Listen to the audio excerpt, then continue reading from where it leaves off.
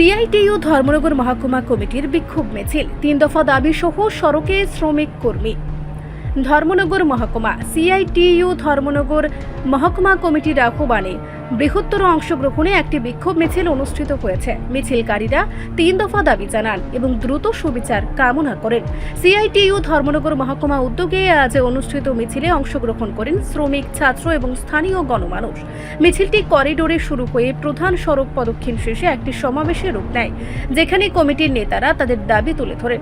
Committee ও মিছিলে অংশ নেওয়া জনসমক্ষে যেসব দাবি জানানো হয়েছে সেগুলি হলো: অভিরূপ হত্যাকাণ্ডের দায়ীকে অবিলম্বে দৃষ্টান্তমূলক শাস্তি প্রদান, পানিসাগর মহকুমা পদ্মবিল গ্রামের 14 মাস বয়সী শিশুকন্যার ধর্ষণ ও হত্যাকাণ্ডের প্রকৃত দোষীকে দ্রুত ও কঠোর শাস্তি প্রদানের দাবি এবং পরীক্ষার ফি অস্বাভাবিক হারে বৃদ্ধি রোধ করে অবিলম্বে বর্ধিত ফি প্রত্যাহারের দাবি।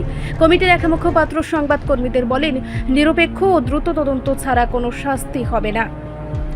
আমরা শাস্তি না দেখলে আমরা আমাদের আন্দোলন জোরদার করব।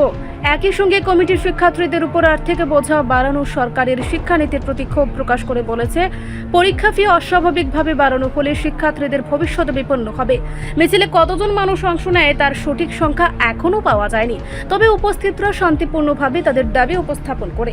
সমাবেশে স্থানীয় কয়েকজন পরিবারও উপস্থিত ছিলেন, যারা ন্যায়ের দাবিতে কথা বলেন এবং দ্রুত বিচারের দাবি করেন। স্থানীয় প্রশাসন ও পুলিশ ইভেন্ট স্থল থেকে পরিস্থিতি পর্যবেক্ষণ করেছিল বলে জানা গেছে। স্থানীয় প্রশাসন থেকে এখনো আনুষ্ঠানিক কোনো প্রতিক্রিয়া মেলেনি।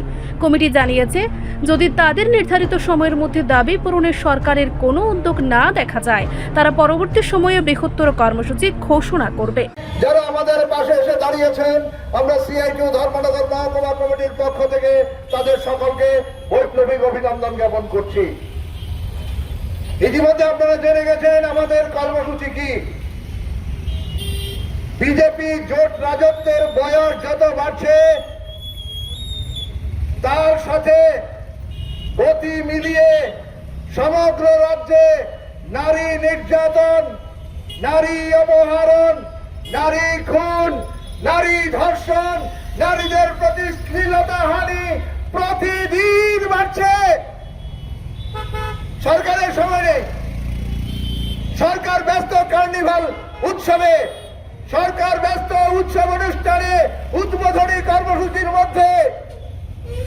আমাদের এই শহরের 10 বছরের অভিরূপ, তাকে খুন করা হলো। এটা কি শুধু দুর্ঘটনা? পরিকল্পিত খুন। আমরা দাবি করছি তার অপরাধীর খুনির দৃষ্টান্তমূলক শাস্তির।